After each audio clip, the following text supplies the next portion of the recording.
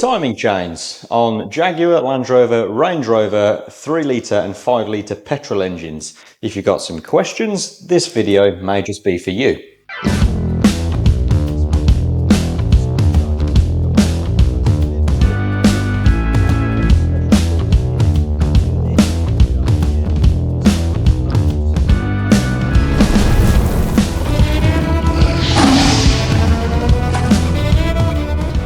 So this video is all about timing chains on the 3 litre supercharged engine, the 5 litre supercharged engine and the 5 litre NA engine, or non-supercharged in layman terms. This video is not about the 2 litre Ingenium engines. That's a whole different video on an engine that is absolute garbage.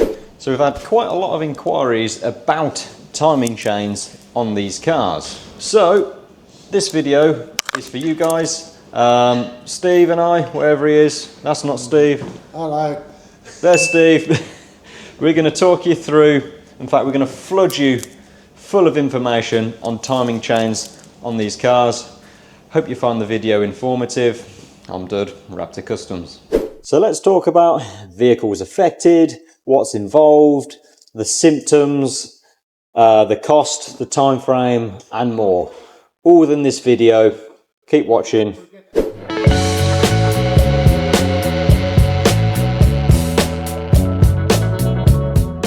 So frequent questions are, is my timing chain gone? Does it need replacing? How often do they need doing? How much does it cost? How long will it take? What do I need to check out for if the timing chain is in need of replacement or not? Do I have the old style chain or the updated chain? Lots of questions, so we're going to try and answer all of that and more in this video, jam-packed full of things and stuff for you guys. Well, first off, vehicles affected. Yes, the beast of a 5 litre supercharged Jaguar XFR like we have in today, and I'll show you under the bonnet inside the timing chain of this one shortly. Also, the engines can be found in F-types, Range Rovers, Defenders, etc. And the 3 litre supercharged as well can be found in the new XF, the XE, the F-Pace and more. So I guess first I just wanted to put your mind at rest, because it's actually only a very small percentage of cars that we've needed to replace timing chains on due to an actual failure. We've replaced timing chains countless times, but I've only actually had a handful of the timing chain systems fail. Other ones have been replaced because they've had head gaskets, or just for preventative maintenance, or sometimes like a full engine rebuild. Just like on a recent 5 litre XFR that was tuned not so well elsewhere, melted the pistons, which then involved a full engine rebuild by Raptor and a retune by Raptor. And of course that had a new timing chain system on it as well. Actual cars that we've had timing chains fail, well, we had one of these, our own Jaguar XE Supercharged. That one isn't ours, that's a client's. We had a timing chain guide snap, it was a plastic one. We've had a Range Rover Sporting, and the tensioner failed on that. But once we took the vehicle apart, it was an aftermarket system. It had been cable tied together. It had like silver spray over the engine block, so that had been severely messed with. And we've also got this one, and we'll show you inside what's gone wrong on this one. So we look after literally hundreds of these cars, and it's only a small percentage really that have needed the timing chains doing. However, the vehicles are getting a bit older now, so we're starting to see a few more come through. Anyway, let me show you this one. So here's the glorious kyanite blue Jaguar XFR, matching colour to our lifts, very nice. And here's the glorious Steve that's doing some fabulous work on the engine. So prime time for Steve to show us what is going on inside this one. What have we found, Steve? Right, this vehicle's come in with a timing chain noise. So the owner of the car, he's just experiencing that doesn't sound right. When you closely listen to the engine, you can tell that the noise is coming from the front of the engine. When you turn the key off, all resets, variable valve timing, pull is reset, and the noise will come back. As soon as the engine's warmed up, noise goes away and you think all is fine. Turn it off, turn it back on again, back to square one. Have I got a timing chain gone? Yes, no? The answer is yes. The variable valve timing pulleys will take out some of the slack and fool you into thinking that the problem has gone away. Once you've heard that noise, the problem is there, it will never fix itself. It has got a timing chain defect. Cool. And we've got this one stripped apart, and it's quite a labour intensive job, so just wanted to show you guys what's involved. So firstly, supercharger has to come off. That's the lid for it, that's the intake manifolds for the supercharger, and now it's over there in the bench having some work on it, a performance pulley and some servicing while it's off, while we got the opportunity of it being removed anyway. Once the supercharger is off, we need to get the rocker covers off. And to get the rocker covers off, we need to get the injectors out. Now these often stick in, and we've got the special tooling to be able to remove these successfully. Once all that's off, we need all the fan out the way, lots of ancillaries and belts and pulleys off, and then we can finally take the timing chain covers off to access the timing chains. Now we've left the one on this side for you guys, and we've removed the one on this side because work is in progress basically. Now, a common thing people do to try and check these, and I'm including professionals, you know, other garages and stuff like this, is they remove the oil cap from the left-hand side of the car rocker cover, because that, coincidentally, is in line with the chain, and you can see it here. They then stick something down here and do this, and go, oh, the timing chain's loose, it needs a timing chain. However, that's not a fair test, because when you switch an engine off, it can only stop in a few certain positions. And if we look at the camshaft here, it's got these lobes, so they're like egg-shaped lobes, and they sit on the top of the valves, which are under very high tension springs, meaning these can only sort of stop in certain positions. That camshaft and that camshaft can only rest in certain positions because the spring is going to force the cam round, and what can happen is this pulley or this shaft can turn slightly anti-clockwise to rest, this one could turn slightly clockwise to rest, and therefore you get a load of slack here. So checking for slack here with the engine off is not really a sufficient test to check whether your chain is under decent tension or not. But what failures have we seen? So on previous cars, I've seen the plastic guide on this side completely snap. I guess plastic does deteriorate with age and heat cycles. Every time this engine is run, it goes hot. Every time you switch it off, it goes cold, and it's immersed in oil. I've also seen the tensioner. The tensioner fails. This pushes on this metal guide to keep the chain under tension. As the engine is rotating, the chain is driven by the crankshaft, this lower sprocket here. Therefore, all the slack is taken up here, all the slack is taken up here, and any slack remains on this side, which is why this side is under tension via the tensioner to get rid of that slack. So that's a very basic overview of the timing chain that drives the camshafts on the 3 litre and 5 litre engines. Now, they are different parts and different kits per engine, but it's a very, very similar layout to this. So what you're looking at here is relevant to all 3 engines, whether it's 3 litre supercharged, 5 litre supercharged, or 5 litre naturally aspirated. It's the same principle as this. But talking about this very engine, Steve, what have you found has gone wrong on this one? On this one, the owner was describing a noise on startup, quite a prominent noise, all of a sudden disappeared. He's been driving the car, no real problems at all, but the noise was there every single time he started up. The cause of the noise, as we come into the chain and the chain guide, we can see that we have the aluminium casting of the guide itself. The aluminium casting is pressurised by the tensioner.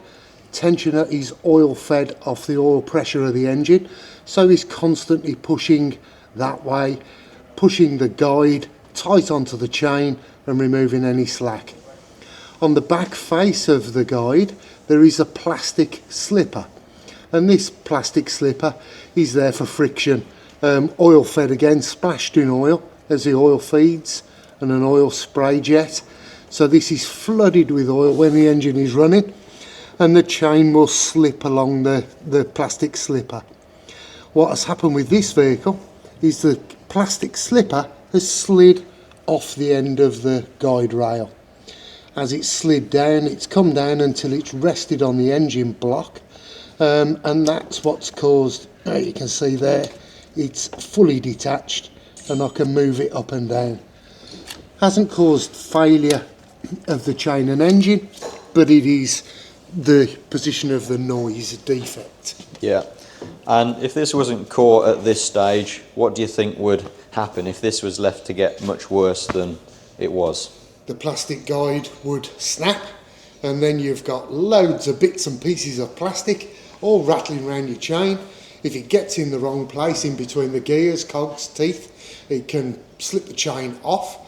But you've also got a major job in hand, because that's engine out, subframe off, to get the sump off and retrieve all the little bits of plastic that are now everywhere inside the engine. So get it done before it goes. And if it does manage to actually slip the timing chain, and what we mean by that is there's now enough slack in this chain where it no longer sits on these teeth and it can actually jump a tooth or two or three or more, what happens then, Steve? As it jumps the chain, you lose all your valve timing. If you lose your valve timing significantly, your valves are going to collide with the top of the pistons, and you've got a very, very big bill coming your way. Smashed up pistons, smashed up valves, cylinder heads off. So yeah, chain failure is catastrophic for an engine. And it becomes a partial engine rebuild, if not a full engine rebuild. So similar to if a cam belt would snap, if the timing chain ever snaps or jumps enough teeth, the timing is affected. So the crankshaft drives conrods with pistons on the end going up and down in the cylinder. You may have seen diagrams online and stuff before, or you may have even seen inside an engine before. This is timed to these pulleys in a precise place. These aren't just put on anywhere, it's precisely set up.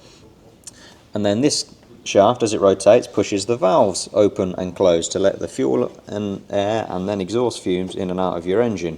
Now the valves run very close to the pistons that are going up and down, therefore there's not much tolerance between them.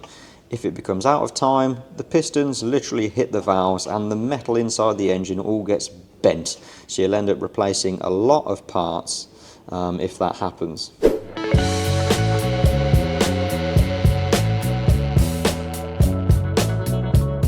And just for ease of video, this is the side we've already taken off. So these are the used parts. Here's the tensioner. It's sprung, so it's got a spring in there to take up the slack before the engine is started. Once the engine is started and basically the oil pump is turning, building up oil pressure will also assist pushing this tensioner out against the guide and therefore taking any slack out of the timing chain. However, looking again at the failed timing chain guide, in fact both sides were the same. So the plastic has become old and brittle and its locating tabs have snapped off, meaning now this just slides freely up and down here. The chain rides on this, therefore the chain is not under correct tension anymore. Location tabs are here. The location tabs are missing. They've actually broken off, both upper and lower, which has caused the slipper to become detached from the aluminium guide. That's the point of failure of this particular vehicle. Will be rectified with a timing chain kit, but it is precise point of failure. For this car, we've obtained an aftermarket kit. We fitted a few of these in the past and we are fairly happy with the quality of them. Now Jaguar, unfortunately, Jaguar Land Rover, Range Rover, they do not do a actual timing chain kit. You just have to buy all the individual bits Hopefully you haven't missed anything out you need, and it comes to well over £1,000. So we've got the aftermarket kit. I've fitted this on a few engines now, and they've been on years and done tens of thousands of miles, so that's great. What we've also done is, simply because, if you remember me telling you about that Range Rover I saw once, where it had a failed aftermarket timing chain tensioner, is on this one we've opted to put genuine Jaguar tensioners in this one. I wouldn't say mandatory, but advisable. So in the kit we've got left and right chains, we've got the crankshaft sprocket that goes at the bottom of the engine, we've got left hand and right hand guides, and the same again for the other bank. So we're going to crack on and change these chains. There is a third chain right down the bottom here which I wanted to show you, and it's this little one here under just a simple little sprung tensioner. Which is that side, that's under tension, and all that little chain does is drive the vacuum pump here, which is connected to a shaft which also drives the two high pressure fuel pumps. So it's under a little less strain and a bit less detrimental to braking and smashing up the engine valves or something like that. What we're doing on this car is we are replacing just the cam timing chain, so the two big ones, the tensioners, the guides, etc., not the little chain that does the oil pump. It does the oil pump, the vacuum pump, and the fuel pumps. The reason being is you can't get to that one with the engine in situ. The lower sump and the intermediate sump are in the way. To remove them, the subframe's in the way. Now the subframe doesn't just come out on these cars, the subframe holds the engine. So what you need to do is disconnect the subframe, the suspension and the brakes all as one cradle to the car, lift the car out the way, you will be left with a subframe, engine, gearbox, brakes, suspension all attached to it. I'll see if I can find maybe a video or picture from one of the previous cars we've done. Once you're there, you need to disconnect the gearbox, lift the engine out, turn the engine upside down, remove the sumps, and then finally you can get to that last little chain at the bottom, which is much less common for braking. Not that these ones are especially common anyway. That's going to increase labour time by about 2 whole days. So if you imagine the cost of doing so is significant, and it's probably not much gain for the cost involved. So it's much more popular just to replace the two main timing chain systems like this. But of course the option is there if you want to do the lower one. So because often we don't know exactly the point of failure of the timing chain systems before we take the cars apart, I did go ahead and order some genuine Jaguar variable valve timing pulleys. Now it's much less common than the tensioners failing and the guides failing, but if there was no obvious point of failure in here, what I would have gone and done is replaced these variable valve timing pulleys. Now, because it's very clear what's gone on wrong on this one, there we are, Steve. I'm going to send these back because we don't need them, and they cost around £260 each plus VAT, and there is 4 of them. So we can save over £1,000 by not changing them now. But of course it's so labour intensive to get here that if there was no obvious point of failure, I would be fitting 4 new pulleys.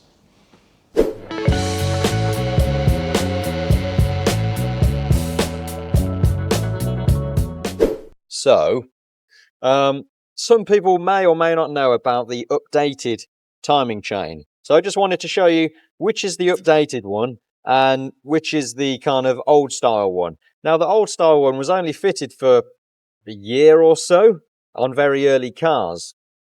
This one is the updated one, if the camera will zoom on that correctly.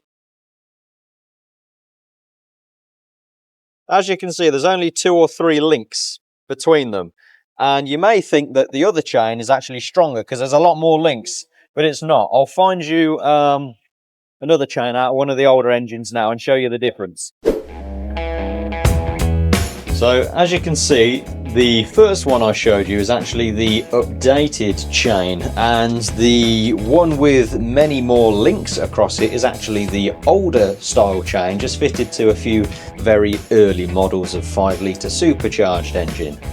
Now, the one with more links that is wider in, you may think is actually stronger, but you see it's not, because all those links are actually very thin, and it's almost like a piece of elastic. However, the one with fewer links in, the links are much thicker metal and they are less susceptible to stretching. Now, it's important to know that you can update the chain kit. However, you can't just update the chain. You're going to need those 4 variable valve timing pulleys so the chain actually fits onto those correctly. The crank pulley sprocket that comes in the kit anyway, and change all the guides and tensioners. So yeah, you should be able to update it, but yeah, you need some more parts in order to do so. However, if you do have one with an early chain, rather than putting the same type of chain on, I would update it. The early chains, the tensioners alone are like 200 and something pounds each, in which case you might as well put that towards some nice new variable valve timing pulleys, I think. Now, of course, you can see the chain through the oil fill cap. So, although trying to check for tension via the hole in the oil fill cap isn't a good idea, out of interest to see which chain you've got on it, whether you've got the old one that's wider with many links in it, which is more prone to stretching, or the newer one with less links in it, which is actually a bit stronger. So Steve is progressing with this one. There's everything stripped out and cleaned, ready for the new timing chain kit to be installed. Now, in order to do this, there is some specialist tools, quite a few of them on this engine. Often when doing timing chains or timing belts known as cam belts, there's a few pins and stuff to insert on engines, but this one's quite a bit more substantial, to be fair, even to the point where just removing the pulleys off the bottom of the engine here, you need special tools for that as well, and it's an incredibly tight backwards thread bolt.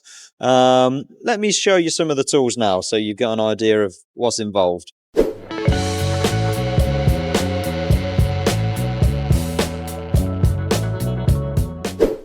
So the first special tool is this heavy duty thing. Is literally just to remove the hub that goes behind the crankshaft pulleys.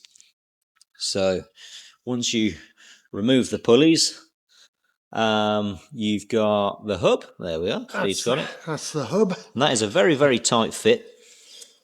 And obviously into that, using a very, very tight bolt and a backwards thread, so you have to turn it clockwise to be able to undo it, and that's what all this rig is for, to be able to remove that bolt and extract the hub.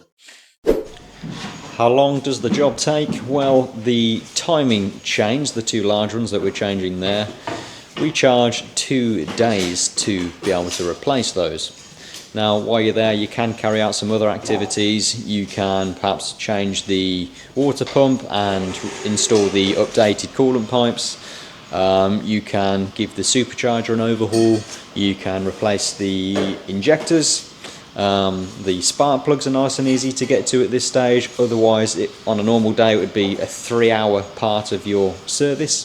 So there's lots of things that you may want to consider whilst you're in there. So therefore, we haven't got a solid price on how to do this job. It's very much subject to stripping and assessing and seeing what needs replacing, whether it's just the timing chains, whether it's the variable valve timing pulleys as well, whether you want to go ahead even further and change that little chain in the bottom of the engine.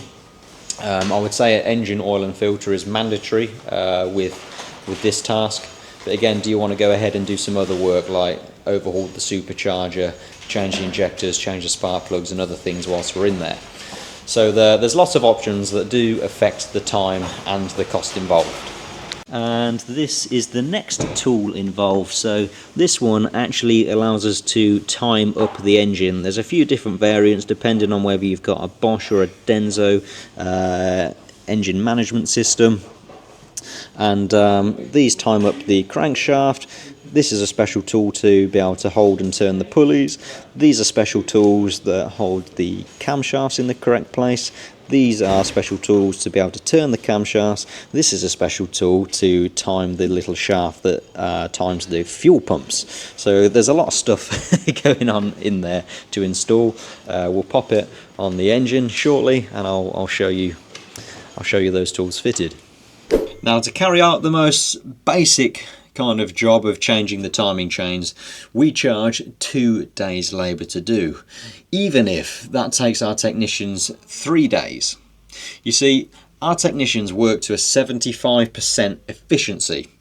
That means in their 8-hour working day, they've only actually got to achieve 6 hours that are effectively booked out.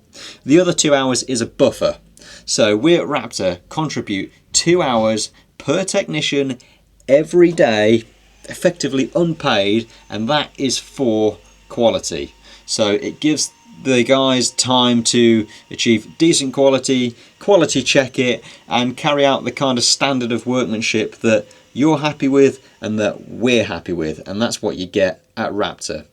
I think a job this size, this in-depth, this labour intensive, it really has to be right. So if you're ever booked in with us and you're wondering why your, I don't know, 2-hour job may have taken 3 hours or something like that, it's because we're trying to achieve a really good standard for you. And just to reiterate, so you get a good understanding, if you pay for 6 hours, you don't get 2 hours free. That's not how it works. What I'm saying is, if your 6-hour job or your 10-hour job or whatever took a bit longer, that's okay. That's on us to give you a good standard of work. Now, if there was actually extra working hours done, extra work carried out, of course, then we keep you up to date, we charge for that, and we only continue with that work with your permission. With the supercharger removed and the crank pulleys removed, it may be a good time, if it's on your list of aspirations, to install one of our performance supercharger pulleys. There's one for the crankshaft, that'll spin the supercharger faster, giving you more boost and more power. And on the supercharger itself, we have another pulley that we can replace for one of our Raptor performance pulleys. Again, this spins the supercharger faster, creating more boost and more power. With the supercharger removed, in order to carry out the timing chain work, it's also a good idea to overhaul these if desired. With it removed, we can also inspect the condition of the bearings, things like that. I'd highly recommend that we change the gear oil that's in the back of the supercharger, and perhaps delete the Simposer, which is very common to break, and also replace these vacuum pipes here. They're fairly cheap to replace, but again they split, perish and cause running issues. And replace the coupler, which fits on the end of here. This is an old coupler, very, very common for wearing out, so it's a good idea to replace that while it's very, very accessible. So Steve, where are we at? We have timing chain assembly all fitted and the tools in place. We were talking about the tools earlier, and this is the opportunity to see them before they're removed. Ah, yes. So, camshaft locking tools. We've got this big bar in the back here, and mirror image on this bank of the engine as well. You got to be careful the way you install these. They don't just slot in. You've got to carefully rock the shafts backwards and forwards using tools that bolt in here, while slowly tightening these to seat them perfectly flat. It's a game of precision and patience, getting it spot on before you go and commit and fit in all the chains, guides, pulleys and tensioners. It looks like Steve's got the new chains on, the new guides on, and the new tensioners on. I'll try and get the camera down there, ready to pull the pin, a bit like a grenade. Same on this bank as well. And we won't pull those pins until we're completely happy. The timing on these are completely adjustable. Sort of, you can carry out a fine tooth timing on them as well. So you can't just get it the sprockets out by a single tooth or more. You've then got elongated slots behind these bolts as well, which is why we've got all the precision timing tools in place to get the timing absolutely spot on. Underneath there's also a timing tool locking or holding the flywheel in the correct place. I feel I jumbled my words during the video there somewhat. So basically, with timing these engines, it's not just a case of lining the teeth up, but all the pulleys have elongated slots, meaning we need the special tools because you have to carry out a fine adjustment, which is exactly what we're doing here. Once we are completely satisfied that the timing is spot on, we can then pull the pins on the tensioners to release them and tension the chain in its set position. So, Steve, are we at the stage where you're about to pull the grenade pin? We can pull the pins now. Hopefully, no explosions. No, we have micro set it, so there is marks on the sprockets as well, and you allow the tension in the sprocket to just tickle itself back, so that you've got no free play in the tops of the chains, and all your free play has come down to the tensioner section. So when you pull the pin, which we can do now, the tensioner, as you heard with a click, it goes. If you can hear this one, and that's it. The tensioners are in. The slack, I already put the slack on the tension side of the chain. It's very important not to set it with your slack on the free wheel side of the chain. Once you've pulled the pins, no going back, you're ready to go and ready to reassemble. There we are, all looking nice and shiny, and we'll probably turn the engine over a couple of times, check all the timing marks are still hunky-dory and exactly where we want them, and then we can rebuild this. And this car's going to have a new oil and filter. It's going to have our level 2 tune while it's in as well, and we'll wait permission from the owner whether he wishes to refit the old injectors or replace them. I would highly recommend replacing them because they can fail now and again, but because we've got the tooling, we did actually manage to successfully get all 8 injectors out without breaking them on this one.